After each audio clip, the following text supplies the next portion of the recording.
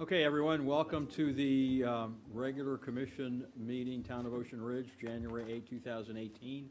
Our mayor, Jeff Pugh, is ill with the flu, so, yes. So, as vice mayor, I guess I move up to acting mayor for tonight. Can we have the call to order and the roll call, please? Absolutely. Commissioner Oscove, Present. Vice Mayor Bonfiglio, Here. Commissioner Cos. Here. Commissioner Magruder. Here. And let the record show that Mayor Pugh is absent with notice. He has the flu, and he wanted to announce that this is only his third absence since he became mayor back in 2012. All right, let's all stand for the Pledge of Allegiance, please. I pledge allegiance to the flag of the United States of America and to the republic for which it stands, one nation, under God, indivisible, with liberty and justice for all. Okay, additions, deletions, modifications, and approval of the agenda. I understand we have two items that need to be changed. Number one. Yes? Oh, okay, I thought I heard something. On number 3 on the consent agenda has to be moved out and moved to an action item. So let's have that as 13A. And as 13B, I'm asking that our February regular meeting of February 5, 2018 be moved same time, February 12, following week at 6 o'clock, because I have an engagement in Tallahassee. So do I hear any motions? I make a motion that we move item number 3, authorizing the budget expenditures for up to $41,500 to an action item 13A on today's agenda. Second. Okay, all those in favor signify by saying aye. Aye. Okay, like size against? Like sign against? No? Carries 4-0. The second one would be to move the... Is that just a consensus versus a vote? That's got to be a vote to change the agenda, I think. Yes, Yeah. correct. And then the second one would be to change the February 5 meeting, same time to the following week, February 12. Do I hear a motion? I'll make a motion to move the February 5th, 2018 meeting to February 12th, 2018 at the same time, 6 p.m. Well, Okay, well, that would be as a 13, it would be changing the action, 13B. You're just amending the agenda to 13B. to make it 13B. So amended, Amend the agenda as such. okay. All those, any discussion? All those in favor signify by saying aye. Aye. Aye. Opposed, like sign. Carries 4-0. All right, with those changes to the agenda, we now open up for public comment. 15 minutes of public comment, 3 minutes individual limit. Anybody want to get up and say something? Of course. Terry Brown. Name and address, please. Terry Brown, Harbor Drive South. I just wanted to comment, it's probably a good thing that Jeff isn't here tonight, because the comments that I have are related to this little article in the Coastal Star, and usually those folks get everything pretty good. But the comment is not attributed to him. It's a paragraph that stands by itself, and it says that the rapid growth in Boynton Beach and elsewhere across the bridge strained Ocean Ridge's police, crowded its beaches with out-of-town visitors, and created traffic congestion problems. Now, I have lived here for 26 years, and I go to the beach a lot, sometimes twice a day. As some of you see, I have a little street-legal cart. The beaches are not overcrowded, so that's not entirely correct. And I know that there's some people who are pushing for this type of agenda because they want to see some changes. I do see people walking along the state property, along the shoreline, all the way along there. I don't see a lot of people when I'm over there, but the beaches themselves are not crowded, at least not where I am most of the time. The thing that's left out of this article, if it was attributed to Jeff Pugh, is that we are getting crowded with short-term rentals. Now, he won't be here to address this issue, but hopefully someone else will begin to address it. Now, the police department did a great job when they found tenants at I think it was Colonial Ridge. There was a domestic dispute, and when the officers went there, they discovered that these folks weren't residents, they were short-term renters. And according to the clerk's office, they had a hearing and they basically penalized the owner of the apartment and told them not to do it again, or they'd get a $500 a day fine if they did. But that's sort of hit and miss. These rentals are occurring all over town, and we are going to be known as short-term rentals. There's people that live in our neighborhood, that live out of town, that rent these houses for an enormous amount of money. The house next to me is $8,500 a month. It's a 1,000 square foot house, nice house, but it's older. So, and they do weekend rentals. They do 3 or 4 day rentals. We need to come up with a plan. This will impact residents much more than these other complaints. The state road's going to still be a state road. Traffic's going to still build up on the other side of the bridge. Those things are not going to go away. This can be dealt with by the town and should be dealt with by the town. I know that plenty of real estate people like this arrangement because they make money. They're getting the fees. The owners of some of these properties like it because they're getting money. But it's not good for us to have short-term rentals. And anyone who thinks that, you know, has got a problem as far as I'm concerned. Thank you. Thank you, Terry. Anybody else would like to make public comment? Yes, name and address, please. Absolutely. Good evening, Commission and Sitting Mayor. Christine DeHassett, 29 Sable Island. Tonight I'm actually speaking on behalf of McCormick Mile Beach Club, though, and we come with kudos for the police force for helping track down our mystery bandit who ran through the front of our wall about 2 weeks ago in the middle of the night. I understand that thankfully Manalapan has a license plate recognition program, and they were able to figure out who it was, and he was tracked down in Miami and of course denied that it admitted it was his car, but denied that he was driving it. He had no recognition of what was going on. So, but I'd just like to say thank you for the work. I don't know the officer's last name. I know his first name is Phil. He was forthcoming. He was very informative. He was really excited that you guys, you know, were able to track it down. And just as a small plug for the license plate recognition program because it worked. Thanks. Thank you. Any other public comment? No? Takers. Okay. Announcements and proclamations. The town hall will be closed on Monday, January 15th, 2018, in observance of Martin Luther King Jr. Day.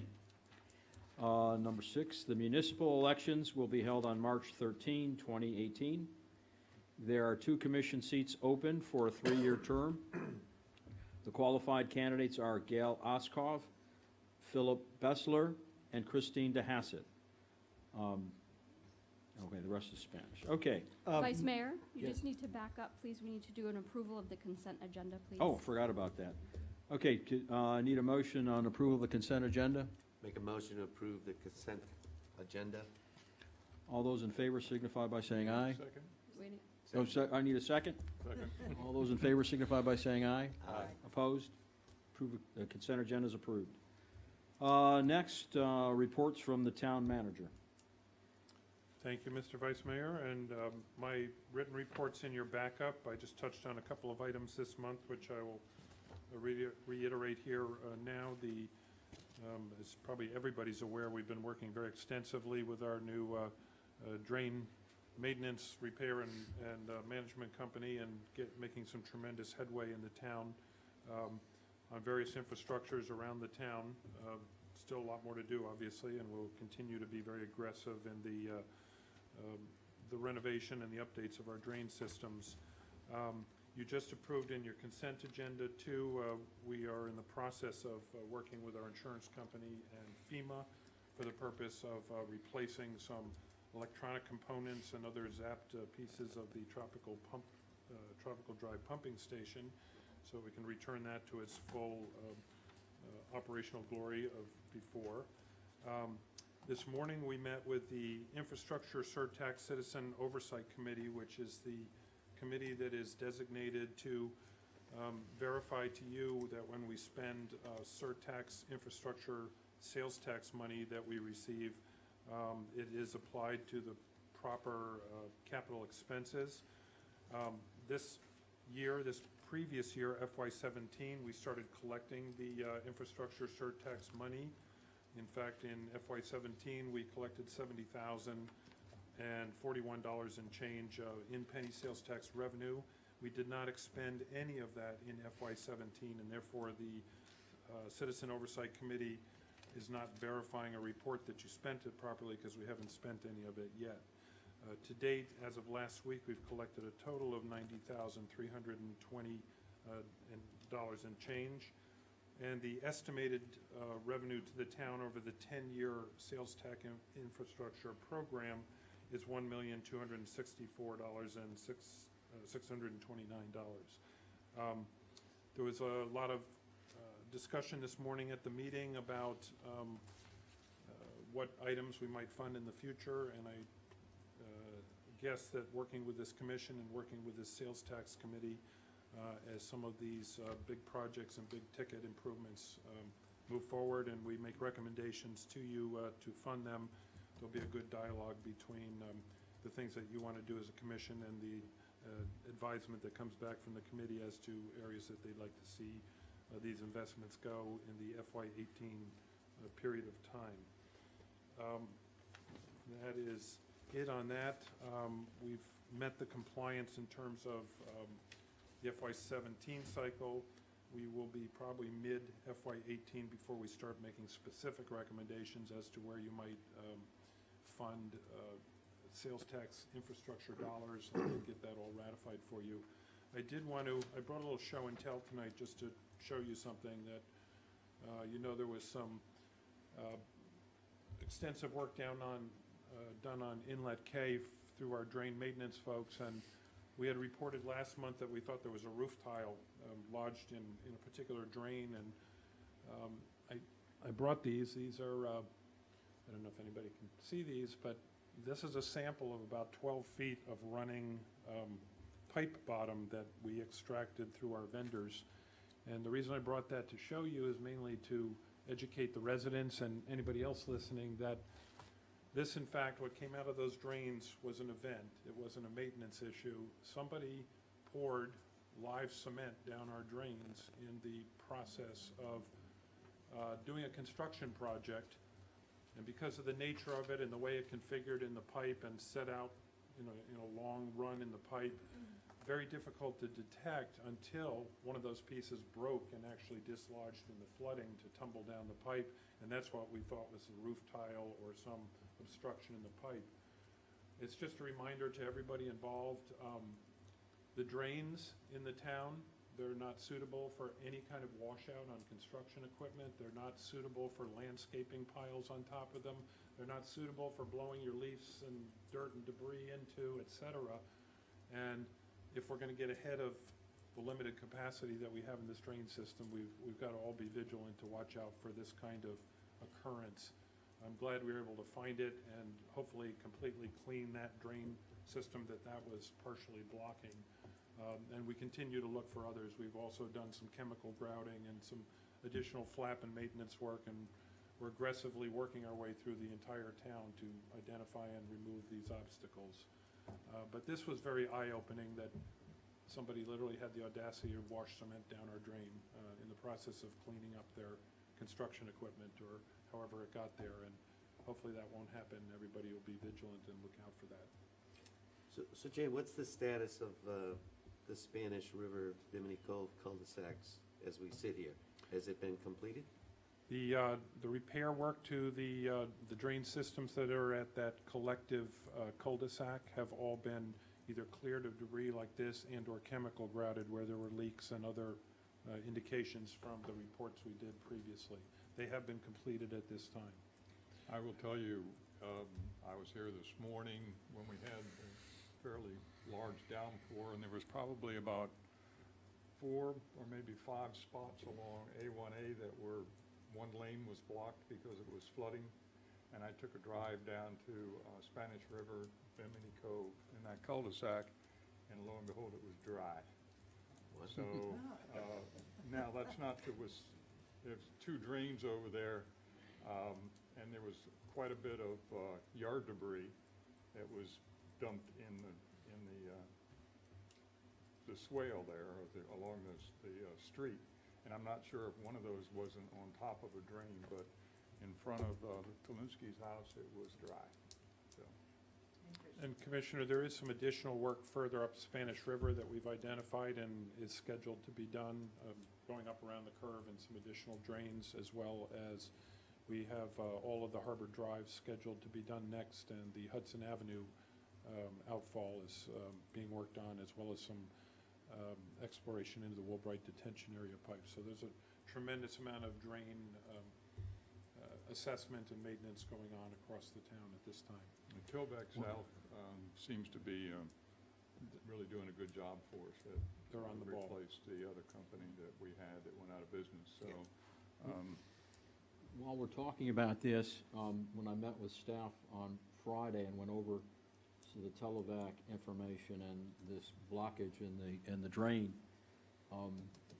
what I would like to see is some sort of regulation or I'd like P&Z to look at this to see if there's some mechanism where we can transfer the inspection and liability for these contractors using our drain systems to, and park their heavy vehicles, because that's part of the problem too, or wash the cement down, the wet cement down the pipes, and, you know, transfer that cost from the town and the neighboring citizens, because they get the resulting flooding and all those other problems, to the people who are responsible, which is ultimately the owner and their contractors.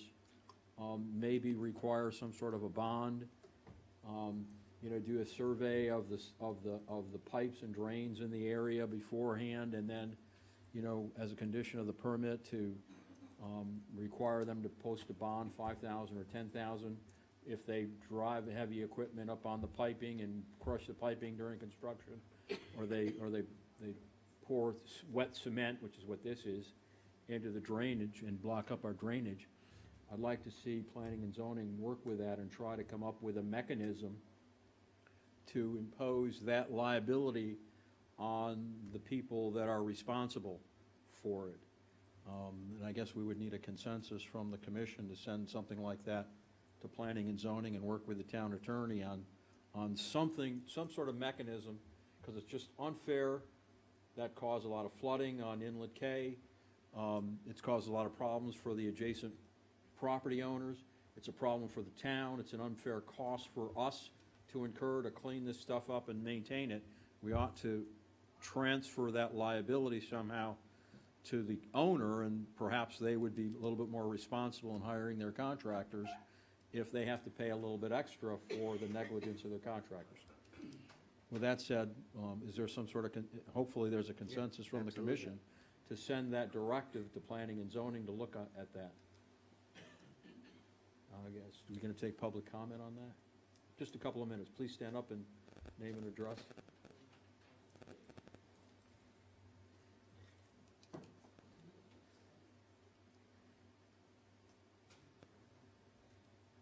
Good evening, I'm Clara Caldwell, 48 Spanish River Drive, and that is a phenomenal suggestion that you have made.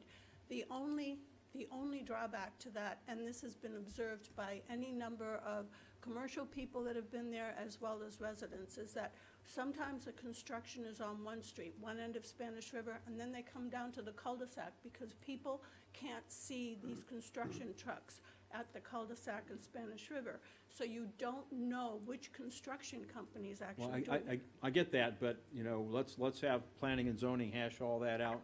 Maybe they can come up with something that would address all of these attendant issues with imposing the liability where it belongs. The other suggestion that goes along with that is that a lot of the maintenance, the lawn maintenance people, they will literally hose their clippings down the drain. And on a couple of occasions, I've asked them not to, and they said, go ahead, lady, try and stop me. So if there's something that we could do to prevent them from doing it, that would be great. We'll put all that to planning and zoning and have them address that. Thank you. I guess Maybe we there's can consensus. deputize you. There's a consensus to have planning and zoning look at that? Absolutely. Okay, great. All right.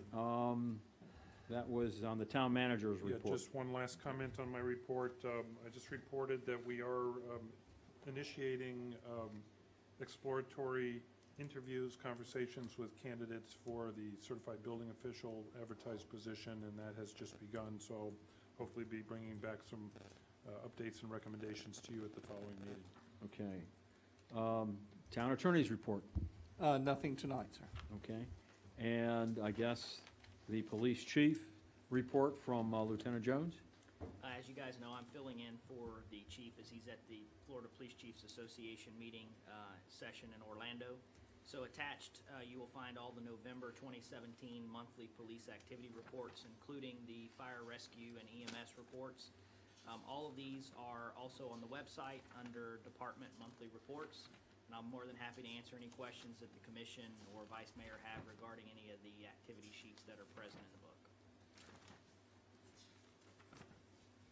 Any questions? Okay. Moving on to action items. Item number 10 on the agenda, which is confirm the hiring of a police dispatcher clerk, Wendy Gamery? Gamery. Sorry. Wendy Gamery is here with us tonight. As you guys are well aware, the police department currently has 2 open dispatch clerk positions. One of those applicants has finished successfully her background process and is here with us tonight, pending your approval for final hire. She would start tomorrow at 7 a.m. She's worked in many fields, including banking, and her most recent employment is with the Boston College Police Department. Her previous employers speak very highly of her demeanor, her attitude, and her abilities as a performer. So hopefully she shines as she continues working with us for years to come. Okay. Do I hear a motion? Sure. Make a motion to confirm the hiring of police dispatcher / clerk Wendy Gamery. Okay, any discussion? No discussion. All those in favor signify by saying aye. Aye. Opposed, like sign. Motion carries. Welcome to the town of Ocean Yeah. Ridge. The sunny south. And Go Eagles! if you're starting work tomorrow morning, perhaps you better think about going home and getting some sleep. Okay, action item number 11, the HVAC upgrades. Yes, Mr. Vice Mayor, this item and the next item are return items from last month's agenda. This first one, item 11, is a quote to replace and update the remainder of the HVAC systems that currently run the town hall complex. At the last meeting, it was requested that we return to all the vendors on these items and seek the costs for extended warranties and/or potentially applying corrosion thwarting coatings for our marine environment to extend the life if we were going to be expending large amounts of money on these items. You have the backup sheets from the 3 quote vendors behind you in this item. Our recommendation for the best vendor based on the quotes, including the addition of the anti-corrosive coatings as well as the extended warranties and/or service agreements. Our recommendation remains the current prevailing vendor, which would be, in this case, DL Folsom for HVAC units here at Town Hall.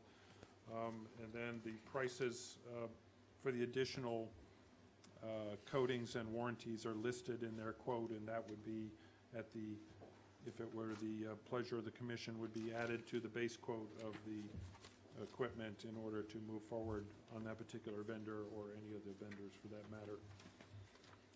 So, Jamie, am I reading this correctly? If we do get the coat, which is let's call it $700 per unit, that entitles us to the 3-year rust and corrosion warranty. That's correct. The coating has its warranty For 3. attached with it, yes. And then the rest of them, non-rust, non-corrosion, extends for 5. Yeah, the other was 5-year limited on things that can be covered to extend those warranties. And it costs roughly $4,000 per unit without the bells and whistles. Right? times 6? Yeah, approximately, that's correct. Okay, Does that increase so the total price with the addition is in addition to the 24? Is that another 24 4? plus, yeah, plus if you add the additional coating applications and the additional warranty, those prices would be added to the base 24. Okay, so we need a motion then to, But just so we're all Any- clear, so it goes from basically 4,000 to about 5,600, but the 5,600 gets us 5 years on non-corrosion and then 3 years on corrosion. So it's cheaper than replacing them every time, or faster. We currently budget about $7,000 a unit to replace them out on an annualized basis. okay. Any more inquiries? Well, first of all, we have to take a motion, and then we'll take public comment. Do I hear a motion? Sure. Make a motion that we perform the HVAC upgrades as recommended by Town Manager Jamie Titcomb, including the corrosion and labor and parts warranties. Okay, we have a motion and a second. Public comment? Terry Brown, Harbor Drive South. No, I read through all of that, and I don't have it all committed to memory, but it looked like the first year is the parts and labor warranty, the first 1 year. yeah, we're buying from year 2 through 4, which gives us Yeah, a but total of 5. I was going to get to that. I know you already did a motion, but I was able to get 2 years on parts and labor just by telling the vendor if he wanted my business, he's got to give me the first 2 years, and then you can add 5 years on top of that. So you get 7 years. Because the out years are where the problems are, not the first 2 years. So it's just a suggestion to go back to them and say, give me the first 2 years on parts and labor. They'll do it. They want it. They want your business. Any more public comment? We can certainly ask them Well, if they'll do we- consider that. Do we want to hold and then bring it back at the next meeting? I don't recommend that. This has already been held back once unless, I mean, the idea of this is to bring everything so that the building runs optimally and we get the best bang for the buck on the unit costs by doing it all at once. If we can get the added benefit of an extra year of benefit, then that would be great, but Would it's your you- call. Would you take an amendment to your motion asking the town manager to go back and see if he can renegotiate the additional time? And if not, accept the bid as set forth in the action item number 11? So I'll just add the amendment. Yes. The amendment to the motion will be that the town manager will attempt to negotiate slightly better terms. If he can't, we'll still move forward with the On expenditure. the warranty piece. Okay. All right, so do you accept, whoever seconded that, do you accept the amendment? accept that. Okay. Any further discussion? All those in favor signify by saying aye. Aye. Aye. All those opposed, like sign. Motion carries 4-0. Action item number 12, gas pump replacement. Yes, Mr. Vice Mayor, thank you. This is also a return from last month's item. Same scenario, we got a bid to replace the gas station pump that services the town hall complex here on the campus. Because of change in technologies and fuel mixes and particular constraints of our site, it's been recommended to us that we change out the pump technology here.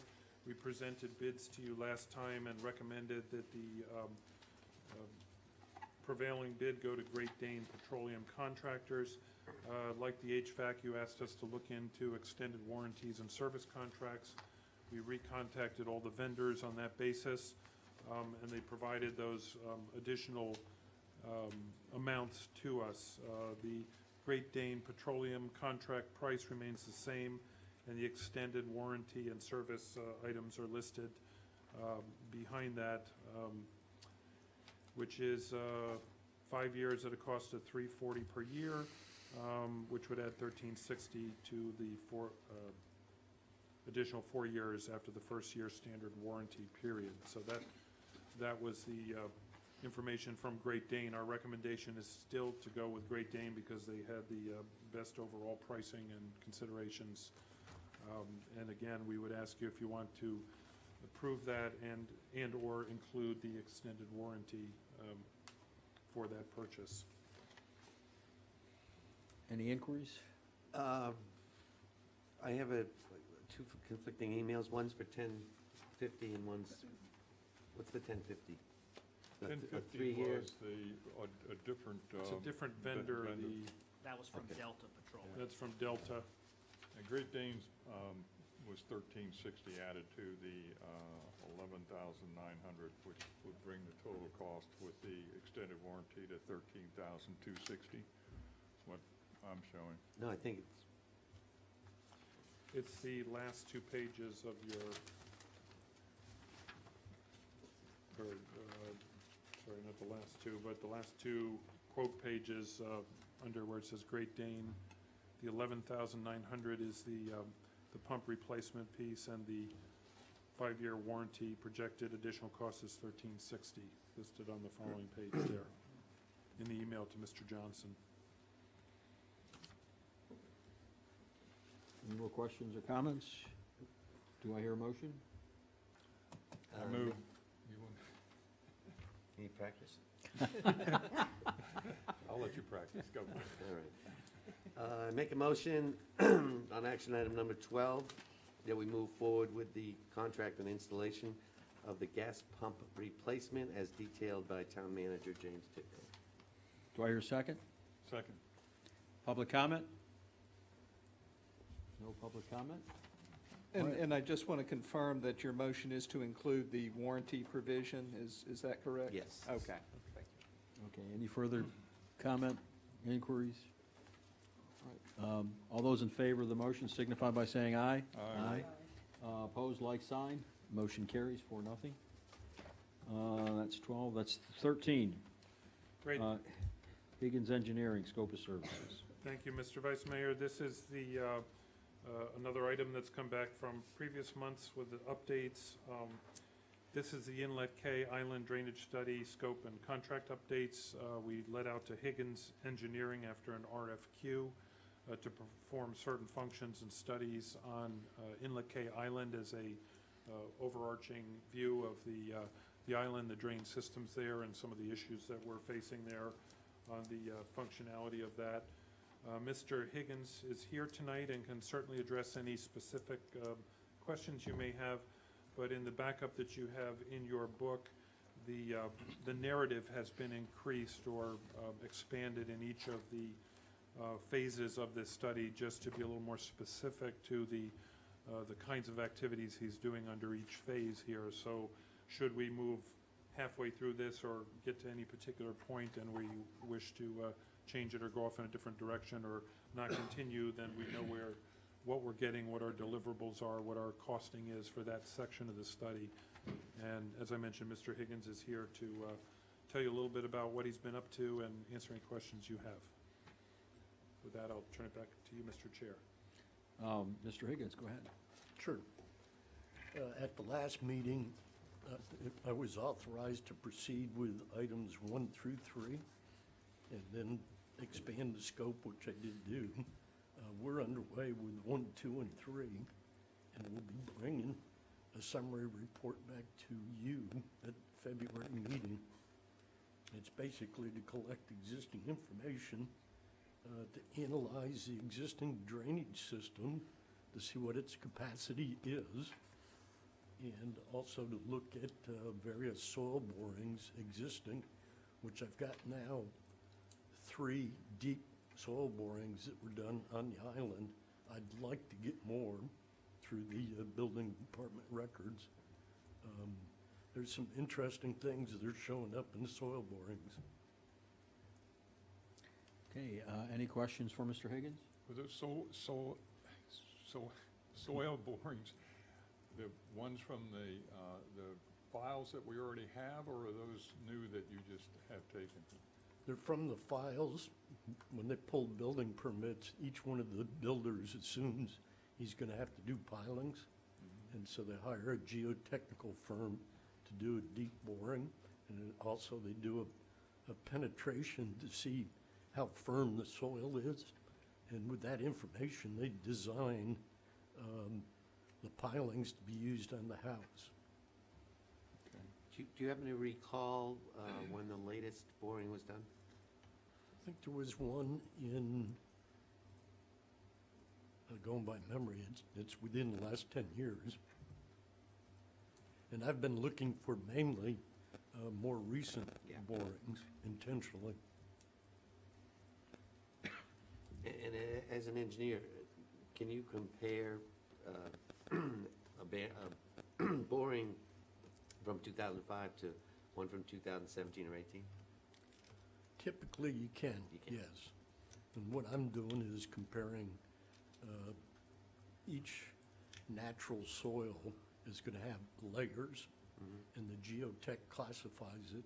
It'll say something like fine sand with shell fragments, all the way to some of them are showing up with muck or peat, which is an undesirable soil for foundations, where anything that's got shell rock in it is going to be suitable for a foundation.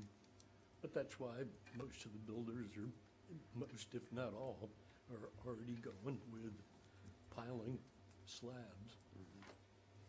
Thank you. How many more borings do you think you would like to do? And what would the cost per boring be? He's collecting right now. He's not. I'm looking for more from the building department, and I'd Okay. like to get at least 3 more that'd be representative of the island. But if you can't get, would it be helpful to get current ones, and if so, how many? And, I'll talk to a geotech. okay, you would, what's your plan then? If you find out you need more current ones, you come back to us and say, Yep. I need Yes. more? Okay. Yep. Okay. Lisa, the building clerk, Lisa Burns, she's been trying to collect some of this information for him. Anything prior to 10 years is very sparse. We did not require copies of those soil borings when they submitted for permits. Not to say the contractor didn't do it, but we may not have copies of it. So I think she's mostly given him almost all that she can find at this date. There may be a few more that she can try to look up, but anything past 15 years, we don't have to keep those permits anymore. All right, thank you. So anything that's on microfiche may or may not have those results on And there. we've got about 3 or 4 new homes along Spanish River that have just been built, I think and those are the we ones, don't have she's starting borings. with current permits, more current permits versus going back into the archives.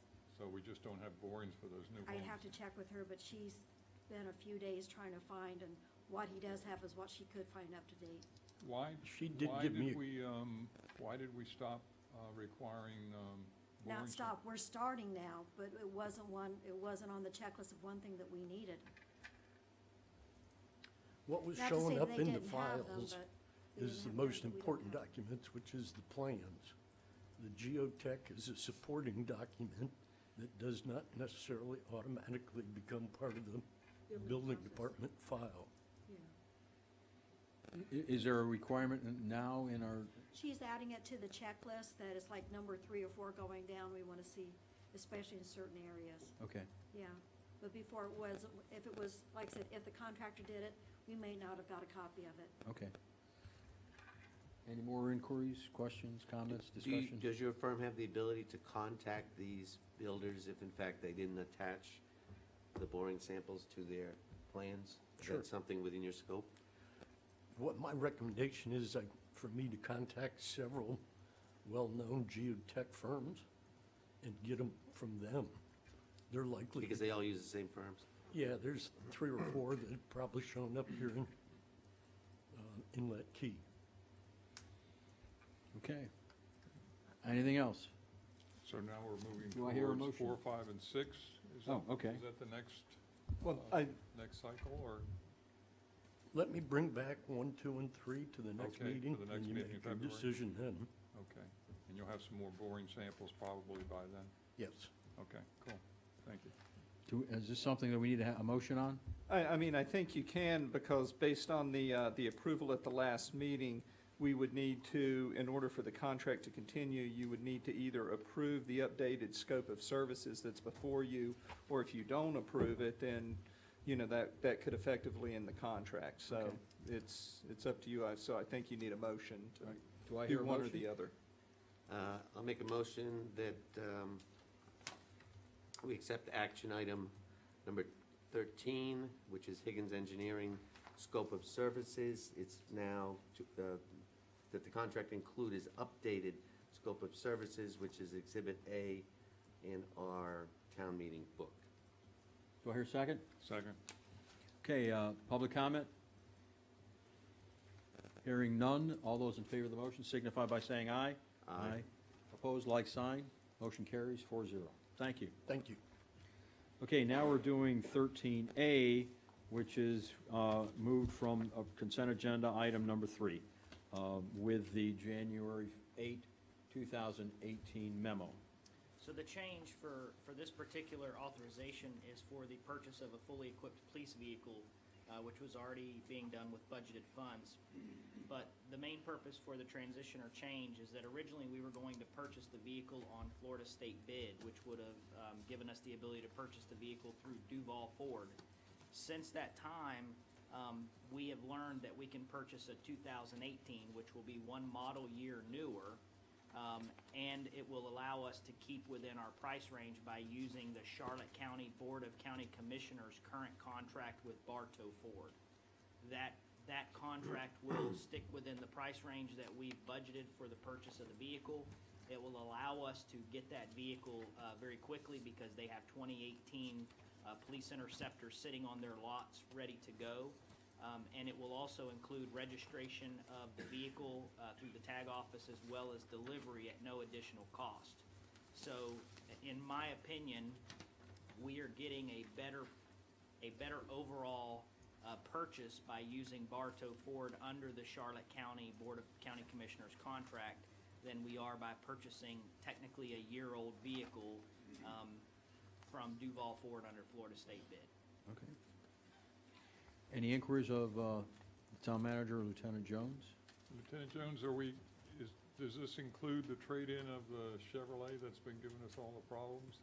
I would prefer not to trade in the Chevrolet and rather auction that vehicle off on Okay. GovDeals, simply because I think we can probably get more for our auction than we can for trade at this point. Okay. Any other questions or comments? Hearing none, do I hear a motion? I move that we approve action item 13A and authorize the purchase of fully equipped police vehicle with budgeted funds from Bartow Ford as brought to the commission meeting by Lieutenant Jones. Do I hear a second? Second. Any public comment? Any further discussion? Hearing none. All those in favor signify by saying aye. Aye. Opposed, like sign. Motion carries 4-0. Okay, 13B, I've asked the commission to change the February 5th meeting to Monday, February 12, 2018, same time, 6 o'clock. So Do I- we do need I hear a motion? On the motion that we already. Do I hear a So I'll motion? make a motion that we move the February 5th, 6 PM, 2018 meeting to February 12th, 6 PM, 2018. That's the regular town commission meeting. Do I hear a second? Second. Any public comment? Hearing none, all those in favor signify by saying aye. Aye. All those opposed, like sign. Motion carries 4-0.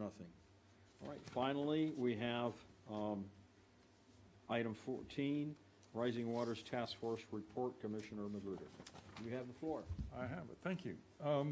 I have been attaching to the agendas, which are available to the citizens on the website, monthly memos for the last 3 months talking about the Rising Water Task Force that I'm a participant in with Ocean Ridge, Delray, Boynton Beach, Gulfstream, a number of other communities around. And we're looking at sea level rise and its effect on the surrounding communities. So I've kind of been passing this over, talking about it in particular at the meetings, so that in the hopes that people would read it and begin to understand some of the problems that we're facing, not only in Ocean Ridge, but in all the local coastal communities. Whether you believe in climate change, its causes or whatnot, the climate's changing. So I can't tell you why, but it just is. And one of the problems that we're having is the rising waters. It's a very slow process, but it's one that we really need to start thinking about and focusing on today, because the cost to take actions today are going to be far less than they will be 10 years down the road. We've talked to the Planning and Zoning Commission about developing some new ordinances in the town that would affect seawalls and so on and so forth, to try and mitigate some of this rising sea levels that we have. And of course, we're going to get hit on both sides of that seawall. The intercoastal is going up and the underground aquifer is going up. So I would encourage everybody, without me sitting here and reading you a memo every month, to take some time and go out on our internet or our website and look at the agendas, and it will be under item 14. This is my third memo of 3 months. There is nothing going on in the month of January. I've got another meeting that'll be held in Boynton towards the end of February. In addition to that comment, there was another article in the Coastal Star talking about home rule. And I'm not sure how many of you really read that article on home rule, but that paper came out on Tuesday. I think Coastal Star came out on Tuesday or Wednesday, was delivered. And then on Thursday, there was an article in the Palm Beach Post about home rule. And it even went so far as to talk about some of the objections that Jerry Morrow in West Palm Beach had with the state legislature trying to take over a lot of the responsibilities from a commission such as ours. Some of the things that was quoted in the Coastal Star was that the state is trying to regulate down to the town is something as silly as back-end parking, tree trimming, building and land use, community redevelopment agencies, vacation rentals. You can imagine, Terry, what if the state were to come down and say, you got it. Preemption is there. Municipal elections, concealed weapons. This list just kind of goes on, and so it's something that we really need to pay attention to whenever you hear about the topic. It's the buzzword right now is home rule. There's another bumper sticker that talks about let the cities work, which is a continuation of the home rule. The League of Cities has sent Ocean Ridge a recommended resolution to be sent to the state legislatures, and it's generic in form, just basically opposing anything that they want to do. I spent some time talking to Jamie about this earlier in the week, and we felt that it was generic enough that we really don't want to sign up for it just now. We want to wait and see what bills they put before the state legislature that may really have an impact if they are passed by the state legislature. In the meantime, they're going to probably bring up a number, 2 or 3 things that will never get down to pass through the committee level. But those that look like they may have a chance of passage that will affect our ability to manage the town for you all in the way that you'd like it, at that point in time, we'll put together a resolution. We'll bring it before the commission. You all will be able to hear more about it, and hopefully we'll be able to send it off and have some impact as far as the state is concerned. So there's a number of things going on that affect the town. The sea level rise is certainly one of them that we want to pay attention to, and any topics on home rule, we need to pay attention to those too.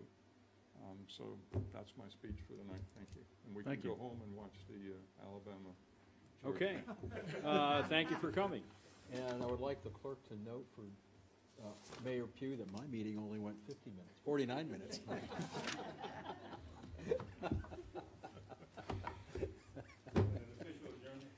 Official adjournment.